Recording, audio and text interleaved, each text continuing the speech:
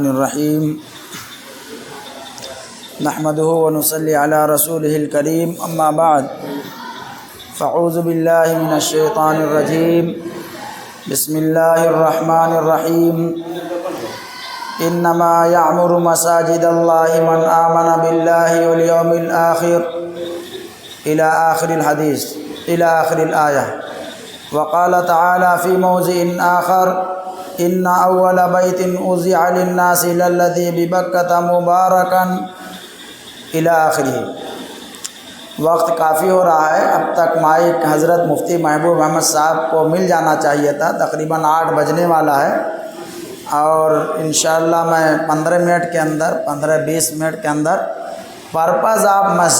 مسجد کے مقاصد کیا ہے، مسجد قائم کیوں جاتی ہے، مسجد بنائی کیوں جاتی ہے، اس پر میں انشاءاللہ آپ حضرات کی جو ہے توجہ مبذول کراؤں گا۔ اس سے پہلے ڈاکٹر صاحب نے بتایا کہ مسجد کا آج افتتاح ہے، حالانکہ اصلی افتتاح تو رمضان سے پہلے ہی اس کا ہو چکا ہے۔ ہم لوگ گاؤں کے مسجد کے پاس پروگرام تھا مدرسے کو بچوں کا، تو اذان ہو گئی تھی، وہاں لیٹ ہو گئی، تو ہم لوگ سوچے کہ نماز، ہم لوگ کئی لوگ ہیں، مولانا سلمان صاحب بھی تھے، ڈاکٹر صاحب کے صاحبزادے مفتی صاحب بھی تھے، مولانا عبدالغفار صاحب بھی تھے، تو ہم لوگ یہاں ایک بار مفتی صاحب کی اقتداء میں مغرب کی نماز ادا کر چکے ہیں، لیکن باقاعدہ مسجد جو ہے آج ابھی عشاء کی نماز کے بعد سے نماز کے لیے جو ہے جاری کر دی جائے گی، اور مسجد میں نماز اور ذکر اذکار تلاوت کا سلسلہ شروع ہو جائے گا۔ تو اسی کے تعلق سے میں مساجد کے جو مقاصد ہیں اس کے بارے میں آپ حضرات سے کچھ عرض کرنا چاہتا ہوں۔ دنیا کے اندر اللہ تعالیٰ نے جو چیزیں بنائی ہیں اس میں جو سب سے پہلی چیز بنائی ہے قرآن پاک کے اندر ہے کہ وہ اللہ تعالیٰ نے اپنے گھر کو بنایا ہے۔ دنیا کو جب آباد کیا، دنیا کو اللہ تعالیٰ نے بنایا تو سب سے پہلے اپنا گھر بنایا۔ ان اول بیت وضع للناس للذی ببکۃ مبارکا فیہ ھدی للناس، کہ دنیا کے اندر روئے زمین کے اندر جو سب سے پہلا مکان بنا ہے، جو سب سے پہلا گھر بنا ہے، وہ اللہ تعالیٰ کی عبادت کے لیے خانہ کعبہ تعمیر ہوا ہے۔ خانہ کعبہ کی تعمیر کئی مراحل میں ہوئی ہے۔ پہلے روایتوں میں آتا ہے کہ اللہ تعالیٰ نے حضرت جبریل علیہ السلام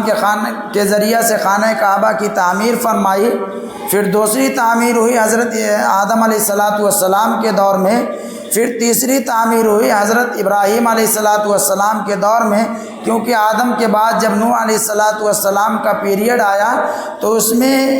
طوفان نوح جو آیا، سیلاب آیا، اس میں کعبہ کی دیواریں بوسیدہ ہو گئیں، گر گئیں، اس لیے جو ہے حضرت ابراہیم علیہ السلام کے دور میں باقاعدہ اس کو صحیح طریقے سے بنایا گیا۔ اس کے بعد سے آج تک کی جو تعمیر ہے وہی چلی آ رہی ہے۔ دوسرا، دنیا روئے زمین میں جو دوسرا گھر بنایا گیا عبادت کے لیے مسجد حرام کے بعد، وہ مسجد اقصیٰ ہے۔ ابو ذر غفاری رضی اللہ تعالیٰ عنہ کی روایت ہے کہ اللہ کے رسول صلی اللہ علیہ وسلم سے انہوں نے پوچھا کہ اللہ کے رسول صلی اللہ علیہ وسلم، روئے زمین پر سب سے پہلے کون سا گھر تعمیر کیا گیا؟ تو اللہ کے رسول صلی اللہ علیہ وسلم نے فرمایا سب سے پہلے کعبۃ اللہ، یعنی جو خانہ کعبہ ہے اس کو بنایا گیا۔ فرمایا ثم من، پھر اس کے بعد کون سا مکان بنایا گیا، کون سے عبادت گاہ کی تعمیر ہوئی؟ تو اللہ کے رسول صلی اللہ علیہ وسلم نے فرمایا کہ مسجد اقصیٰ، پہلے خانہ کعبہ بیت اللہ کی تعمیر ہوئی، پھر مسجد اقصیٰ کی تعمیر ہوئی۔ حضرت ابو ذر غفاری نے پوچھا کہ دونوں کے درمیان کتنا گیپ ہے، کتنے دنوں کے بعد جو ہے قائم ہوئی؟ تو اللہ کے رسول صلی اللہ علیہ وسلم نے فرمایا 40 سنہ، 40 سال۔ کعبہ اور مسجد اقصیٰ کی تعمیر کے اندر 40 سال کا فرق ہے۔ چنانچہ ابھی پرسوں میں نے دیکھا جب ڈاکٹر صاحب نے کہا کہ افتتاح ہے مسجد کا، تو اس میں لکھا ہوا تھا کہ بیت المقدس کی جو تعمیر ہوئی ہے سب سے پہلے آدم علیہ السلام کے بیٹوں نے اس کی تعمیر کی ہے، پھر اس کے بعد حضرت سلیمان علیہ السلام، داؤد علیہ السلام، پھر ان کے لڑکے سلیمان علیہ السلام نے اس کی تعمیر کی ہے۔ تو مسلمانوں کی جو عظیم عبادت گاہیں ہیں، خاص طور سے یہ 3 عبادت گاہیں، اسی کی جانب سفر کرنے اور قصد کرنے کے تلقین بھی حدیث پاک کے اندر آئی ہے۔ اللہ کے رسول صلی اللہ علیہ وسلم نے فرمایا لا تشد الرحال الا بثلاثۃ مساجد المسجد الحرام و مسجد ھذا و مسجد الاقصی، کہ کسی مسجد کے اندر جو ہے سفر کرنا، بہت دور جانا صرف زیارت کے لیے اور وہاں پر اس کے دیدار کے لیے صرف 3 مسجدوں کے اندر جائز ہے۔ 3 مسجدوں کی زیارت کے لیے بھی آدمی سفر کر سکتا ہے۔ پہلے مسجد حرام ہے، دوسرا مسجد نبوی ہے، تیسرے مسجد اقصی ہے۔ ابھی مسلمانوں کی 2 مقدس عبادت گاہ ہیں، مسجد حرام اور مسجد نبوی، یہ دونوں مسلمانوں کے انڈر میں ہیں، اس کا دیکھ ریکھ انتظام مسلمان کرتے ہیں۔ اور ایک مسجد اقصی ہے جس پر یہودیوں کا قبضہ ہے اور ان کے چنگل سے آزاد کرانے کے لیے جد و جہد جاری ہے، اور جو تقریباً 1.5 سال سے 1 سال ہونے والا ہے۔ 5 ستمبر کو ہوا تھا پہلا جو ہے یعنی حملہ، تو جو 1 سال سے جد و جہد چل رہی ہے اور اس سے پہلے بھی چلتی رہی ہے، اسی کی آزادی دلانے کے لیے ہے۔ تو 2 مسجدیں تو آباد ہیں، ہم جا سکتے ہیں، عبادت کر سکتے ہیں، لیکن ایک مسجد ابھی ہمارے قبضے میں نہیں ہے۔ چنانچہ یہ 3 مسجدیں ہیں جس کی فضیلت اللہ تعالیٰ نے، اللہ کے رسول صلی اللہ علیہ وسلم نے جو ہے قرآن پاک میں اور اللہ کے رسول صلی اللہ علیہ وسلم نے حدیث پاک میں بیان کی۔ مسجد حرام اور مسجد اقصی کی فضیلت ایک ہی آیت کے اندر اللہ تعالیٰ نے ارشاد فرمائی 15ویں پارے کے اندر، سبحان الذی اسری بعبدہ لیلا من المسجد الحرام الی المسجد الاقصی، پاک ہے وہ ذات جو اللہ کے رسول صلی اللہ علیہ وسلم کو راتوں رات لے گئی مسجد حرام سے مسجد اقصی تک۔ معراج کے واقعے کا تذکرہ ہے، اور ایک ہی آیت میں مسجد حرام اور مسجد اقصی دونوں مسجدوں کا تذکرہ ہے۔ تو دنیا کے اندر روئے زمین کے اندر جو پہلی چیز بنائی گئی وہ اللہ تعالیٰ کا گھر ہے، اور عبادت کے لیے جو تعمیر کی گئی خانہ کعبہ کی تعمیر ہوئی، پھر مسجد اقصی کی تعمیر ہوئی، پھر مسجد نبوی کی۔ اللہ کے رسول صلی اللہ علیہ وسلم جو ہے جب مکہ سے ہجرت کر کے مدینہ تشریف لے جا رہے تھے تو وہاں پر سب سے پہلے آپ نے جو مسجد بنائی ہے مسجد قباء کی تعمیر کی۔ راستے ہی کے اندر آپ نے وہاں جمعہ کی نماز ادا کی، اس کے بعد ایک مسجد کی بنیاد رکھی جس کو ہم لوگ مسجد قباء کے نام سے جانتے ہیں۔ مسجد قباء کا بھی تذکرہ قرآن پاک کے اندر موجود ہے۔ اللہ تعالیٰ کا ارشاد ہے، جب یہودیوں نے اور منافقین نے ایک مسجد بنائی تھی اور اس کے اندر اللہ کے رسول صلی اللہ علیہ وسلم کو ادگھاٹن افتتاح کرنے کے لیے بلایا کہ ہم لوگ ایک مسجد بنائے ہیں، اس میں چلیں آپ نماز پڑھ لیں تاکہ جو ہے ہم اس کے بعد اس میں عبادت کرنا شروع کر دیں۔ حالانکہ وہ منافقین تھے، ان کے دلوں کے اندر نفاق بھرا ہوا تھا، ظاہر کرنے کے لیے مسجد تھی لیکن خفیہ پلاننگ کے لیے اس کو بنائی گئی تھی۔ اس کا نام قرآن پاک میں مسجد ضرار ذکر کیا گیا ہے۔ چنانچہ مسجد ضرار کے بارے میں اللہ کے رسول کو حکم ہو رہا ہے کہ آپ اس مسجد کے اندر نہ کھڑے ہوں، بلکہ مسجد قباء جو ہے جس کی بنیاد تقوی پر رکھی گئی ہے اور دین اور اسلام پر اور خالص نیت سے اور خالص عبادت کے لیے رکھی گئی ہے، اس میں آپ کھڑے ہوں۔ اللہ تعالیٰ کا ارشاد ہے لمسجد اسس علی التقوی من اول یوم احق ان تقوم فیہ رجال یحبون ان یتطہروا،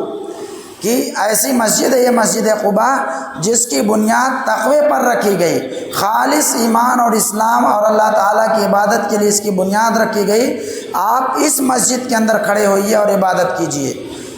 اور مسجد ضرار کے بارے میں فرمایا گیا کہ اس مسجد میں لا تقم فیہ ابدا، اس میں کبھی بھی نہ کھڑے ہوئیے گا، کبھی بھی نماز نہ پڑھیے گا، کیونکہ وہ ظاہراً تو مسجد ہے لیکن مسلمانوں کے نقصان کے لیے، ان کو مضرت دینے کے لیے وہ بنائی گئی ہے۔ تو اسلام کے اندر پہلی مسجد قباء کی تعمیر ہوئی۔ دوسری مسجد جب اللہ کے رسول صلی اللہ علیہ وسلم ابو ایوب انصاری کے ہاں آپ کی اونٹنی ٹھہری، آپ ان کے یہاں مہمان ہوئے، ان کے گھر کے سامنے ایک دم ایک چٹیل میدان تھا، کھریان جس کو اپنے یہاں بولتے ہیں، اس میں لوگ کھجوریں سکھایا کرتے تھے۔ اللہ کے رسول صلی اللہ علیہ وسلم نے کہا کہ یہ جو زمین ہے کس کی ہے؟ لوگوں نے کہا کہ انصاری لڑکے ہیں، 2 یتیم ہیں، ان کے باپ کا انتقال ہو گیا ہے۔ یتیم کے بارے میں بہت بار بتا چکے ہیں، لیکن ایک بار جو ہے اور کچھ لوگ نئے دکھ رہے ہیں آج کی مجلس میں۔ یتیم کہتے ہیں انسانوں کے اندر جس کے باپ کا انتقال ہو جائے اور وہ لڑکا ابھی بلوغت کی عمر کو نہ پہنچا ہو، اور جانوروں کے اندر یتیم اس کو کہتے ہیں جس کی ماں کا انتقال ہو جائے۔ بچہ ہے، جانور ہے چھوٹا سا، بکری مر گئی تو اس کو یتیم کہیں گے۔ جانوروں کے اندر جس کی ماں کا انتقال ہو جائے اس کو یتیم کہتے ہیں، اور انسانوں کے اندر جس کے باپ کا انتقال ہو جائے اور بالغ نہ ہوا ہو اس کو یتیم کہتے ہیں۔ چنانچہ یہ دو یتیم بچوں کی ہے، ان میں سے ایک کا نام سہیل ہے اور دوسرے کا نام سہیل ہے۔ اللہ کے رسول صلی اللہ علیہ وسلم نے ان کو بلایا،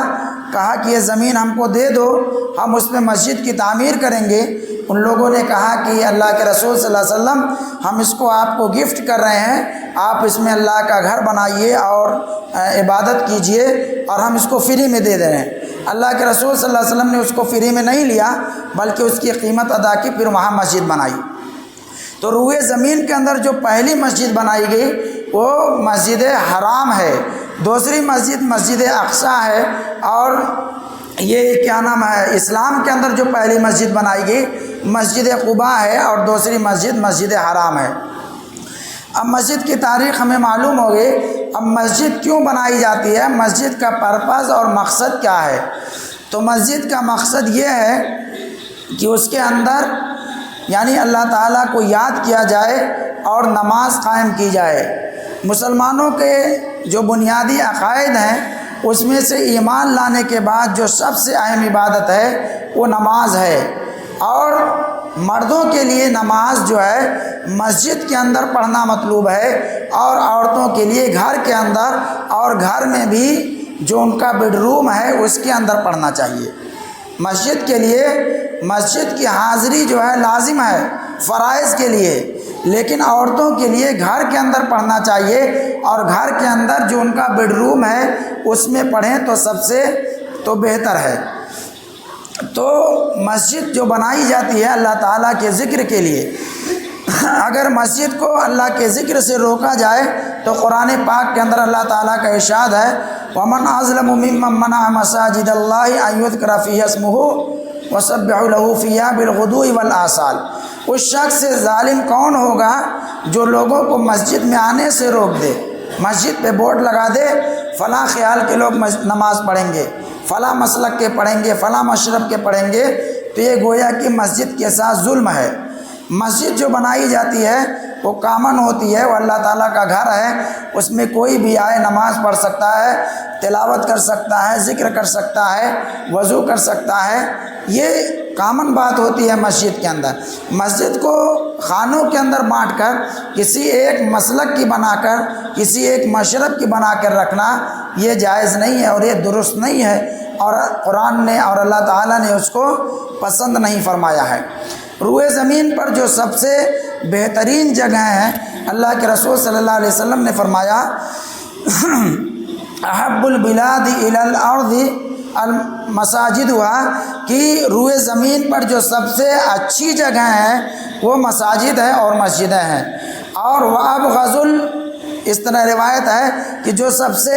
بری جگہ ہے روئے زمین پر وہ بازار ہیں۔ بازار کا مطلب یہ ہے کہ آپ بازار کے اندر جائیں اور بلا تحاشا بغیر ضرورت کے وہیں گپنگ کرنے لگیں، گپ شپ کرنے لگیں۔ بازار جانا چاہیے اور جو ضروریات ہیں اس کو آپ پوری کر کے جلد سے جلد گھر لوٹنے کی، اپنے کام پر واپس ہونے کی آپ کو کوشش کرنا چاہیے۔ تو سب سے بہترین روئے زمین پر وہ مسجدیں ہیں اور اللہ تعالیٰ کے گھر ہیں۔ مسجدوں کے بارے میں فرمایا گیا کہ ان المصابیح مصابیح الدجا، کہ یہ مسجدیں جو ہیں یہ چھوٹے چھوٹے ٹمٹماتے چراغ ہیں۔ چنانچہ چراغ سے جس طریقے سے فائدہ حاصل ہوتا ہے اسی طرح مسجدوں سے بھی فائدہ ہوتا ہے۔ چراغ سے روشنی حاصل کی جاتی ہے، مسجدوں سے بھی ہمیں روشنی حاصل ہوتی ہے۔ کس چیز کی روشنی؟ ایمان کی اور قلب کی پاکیزگی کی، اور اسی کے ساتھ ساتھ اللہ تعالیٰ سے تعلق کی مضبوطی کی روشنی ہمیں ان مسجدوں سے حاصل ہوتی ہیں۔ مسجد کے اندر ہم جب آنے لگتے ہیں تو کبھی آئے کبھی نہیں آئے، ایسا نہ ہو خاص طور سے اہل محلہ کے لوگ یہ بات سنیں کہ مسجد ابھی جب شروع ہو جائے گی نماز کے لیے اس کے بعد اذان اور نماز بالکل لازمی طور پر ہونا چاہیے، اس کے اندر کسی طرح کی کمی اور کوتاہی نہیں ہونا چاہیے، اور کوئی بھی کام ہم کریں دین کا اس میں ثابت قدمی ہونا چاہیے۔ کل ایک واقعہ حضرت جنید بغدادی رحمۃ اللہ علیہ، جو پیروں کے پیر، بہت بڑے اللہ والے، اتنے بڑے اللہ والے کہ ان کا تصور ہمارے ذہنوں سے جو ہے یعنی نہیں ہو سکتا ہے۔ چنانچہ ان کا واقعہ لکھا ہے کتابوں کے اندر کہ بغداد کے اندر ایک چور تھا، اور وہ چور اتنا زیادہ شاطر تھا کہ جب بہت بار وہ چوری کرتا تھا، چوری کی پاداش میں، چوری کے جرم میں جو ہے اس کو جیل میں ڈالا جاتا، لیکن جب جیل سے چھوٹتا تھا تو گھر جانے سے پہلے پھر چوری کرتا تھا، گھر جانے سے پہلے پھر کہیں ایک آدھ جگہ چوری ووری کر کے آتا، تب پھر گھر جاتا تھا۔ اتنی بار چوری کے پاداش اور چوری کے جرم میں اس کو سزا دی گئی اور جیل ڈالا گیا، یہاں تک کہ بغداد کے جو گورنر تھے، امیر تھے، وہ ایک دم عاجز آ گئے اور انہوں نے آرڈر کیا کہ اس آدمی کو سولی دے دی جائے، اس چور کو۔ چنانچہ اس کو سولی پہ لٹکا دیا گیا۔ حضرت جنید بغدادی رحمۃ اللہ علیہ اپنے شاگردوں کے ساتھ، اپنے چاہنے والوں کے ساتھ گزر رہے تھے، چنانچہ انہوں نے دیکھا کہ ایک آدمی کو جو ہے سولی پہ لٹکایا ہوا ہے درخت وغیرہ پہ، اور وہ اس کی جو ہے اس کا پیر نیچے کی طرف لٹکا ہے اور گردن جو ہے اوپر ہے۔ جنید بغدادی رحمۃ اللہ علیہ نے پوچھا کہ یہ صاحب کون ہے جن کو سولی دے دی گئی؟ تو لوگوں نے بتایا کہ حضرت یہ جو ہے بہت شاطر چور ہے، اتنا یہ چوری کرتا تھا کہ حکومت بھی عاجز آ گئی اور اس نے اس کو جو ہے پھانسی دے دی۔ حضرت جنید بغدادی رحمۃ اللہ علیہ، مفتی صاحب سنیے گا، بہت توجہ طلب، حضرت جنید بغدادی رحمۃ اللہ علیہ نے جو ہے اس جو چور تھا جس کا پیر نیچے لٹکا ہوا تھا، اس کے پیر کو چوم لیا، اس کے پاؤں کو چوم لیا، چور کے پاؤں کو۔ لوگوں نے کہا حضرت یہ تو بہت بڑا محلے کا اور شہر کا سب سے بیکار آدمی ہے، نہ تو کوئی عالم ہے نہ تو دیندار ہے، آپ اس کا پیر چوم رہے ہیں۔ حضرت جنید بغدادی رحمۃ اللہ علیہ نے بہت تاریخی جملہ ارشاد فرمایا کہ میں اس کے پاؤں کو نہیں چوم رہا ہوں، میں اس کی پاؤں کی استقامت کو چوم رہا ہوں، میں اس کے پاؤں کو نہیں چوم رہا ہوں چور کے، اس کے پاؤں کی استقامت کو چوم رہا ہوں۔ یعنی اس کے اندر جو ہے اتنی استقامت ہے اور ہمت ہے، اپنے کام پر ڈٹنے اور جمنے کا جذبہ ہے کہ بار بار جیل میں گیا لیکن چوری کرنے سے باز نہیں آیا۔ تو جس طریقے سے اس کو غلط کام پر استقامت ہے، اسی طرح ہم کو بھی اچھے کام پر استقامت ہونا چاہیے اور اپنے کام پہ ڈٹنا چاہیے۔ تو مسجد کھول دی جا رہی ہے آج سے عبادت کے لیے، تو ایسا نہ ہے کبھی ہو کبھی نماز ہو کبھی نہ ہو، بلکہ مستقل ہو، اور ہم جو ہے استقامت کے ساتھ، پابندی کے ساتھ جو ہے مسجد کے اندر آئیں اور نماز ادا کریں، وقت سے اذان دیں، وقت جو متعین ہو جائے اس میں نماز ادا کریں۔ تو خاص طور سے اہل محلہ کی ذمہ داری ہے، اور گاؤں سے بھی دن وغیرہ میں کچھ لوگ ابھی آتے رہیں، اس لیے شروعاتی دور ہے، 2-1 لوگ آتے رہیں گے تو وقت سے انشاءاللہ اذان نماز ہوتی رہے گی۔ جب ایک روٹین بن جائے گی تو آسانی ہوگی۔ تو مسجد کے مقصد میں سے، بس میں ختم کر رہا ہوں 2-3 منٹ، مسجد کے مقصد میں سے سب سے پہلا مقصد یہ ہے کہ مسجد کے اندر نماز ادا کی جائے۔ دوسرا مقصد یہ ہے کہ اس کے اندر تلاوت قرآن کیا جائے۔ تیسرا مقصد یہ ہے کہ اس میں بیانات کے ذریعہ سے یا کتابیں پڑھ کر، حدیث سنا کر، یا کوئی کسی بھی بزرگ کی کتابیں پڑھی جائیں اور وہاں سے علم کو تقسیم کیا جائے، علم کو تقسیم کیا جائے اور دین کی باتیں بتائی جائیں۔ تیسری چیز یہ ہے کہ مسجد کو جو ہے اس سے دعوت و تبلیغ کو عام کیا جائے، دین کی بات لوگوں کو پہنچائی جائے اور لوگوں کو مسجد سے قریب لانے کی کوشش کی جائے۔ اور چوتھی چیز یہ ہے کہ مسجد کو رفاہی کاموں میں بھی استعمال کیا جائے۔ کسی کی عیادت کرنی ہے، کوئی بیمار ہو گیا تو مسجد کے اندر، خاص طور سے ہم لوگ کے گاؤں کی طرف زیادہ رواج ہے کہ عشاء کے اندر مشورہ ہوتا ہے، اسی میں ترتیب بنتی ہے کہ فلاں صاحب بیمار ہیں، ان سے مل لیا جائے، ان کی عیادت کر لی جائے، فلاں صاحب کا انتقال ہو گیا، ان کے گھر 2-3 دن چلے جائے، اور فلاں صاحب بیمار ہیں، ان کے دوا کے لیے انتظام نہیں ہے تو ان کے لیے کچھ انتظام کر دیا جائے۔ تو اس طرح رفاہی کاموں کے اندر بھی مسجد کو استعمال کیا جائے۔ تو یہ مسجدیں جو ہے یہ اور مسجدوں کی طرف آنے والوں کی بھی بہت فضیلت ہے۔ اللہ کے رسول صلی اللہ علیہ وسلم نے فرمایا جیسے بارش کا دن ہے بھدوارا، تو اگر تاریکی کے اندر اور بارش ہے، کیڑا ہے، کچڑا ہے، تب بھی آپ مسجد کے اندر آئیں۔ اللہ کے رسول صلی اللہ علیہ وسلم نے فرمایا بشر المشائین فی الظلم بالنور الی الطام الی آخری۔ اس طرح ہے اللہ کے رسول صلی اللہ علیہ وسلم کا ارشاد کہ جو لوگ راتوں میں چل کے مسجد آتے ہیں، اندھیرے میں مسجد آتے ہیں، ان کے لیے جو ہے قیامت کے دن ایک روشن اور وہ یعنی ظاہر اور بڑھیا جو ہے روشنی کی خوشخبری دے دیجئے۔ ایک واقعہ سنا کے بعد ختم کر رہا ہوں۔ حضرت عبداللہ ابن مکتوم، حضرت عبداللہ ابن مکتوم، نماز مسجد میں آنے کی فضیلت کیا ہے اسی کے تعلق سے، حضرت عبداللہ ابن مکتوم نابینا صحابی ہیں، بہت جلیل القدر صحابی ہیں۔ ایک بار اللہ کے رسول صلی اللہ علیہ وسلم کی خدمت میں حاضر ہوئے۔ انہوں نے کہا کہ اللہ کے رسول صلی اللہ علیہ وسلم میں نابینا آدمی ہوں، بارش کا موسم ہے، میرا گھر تھوڑا مسجد نبوی سے دور ہے، تو مجھے مسجد آنے کی میں تھوڑا دقت ہوتی ہے، تو کیا میں اپنے گھر پہ نماز پڑھ لوں؟ یعنی نابینا صحابی ہیں، بارش کا موسم ہے، کیچڑ ہے، لیکن اللہ کے رسول صلی اللہ علیہ وسلم نے فرمایا کہ عبداللہ ابن مکتوم اذان سنتے ہو؟ تو انہوں نے کہا ہاں اذان سنتے ہیں۔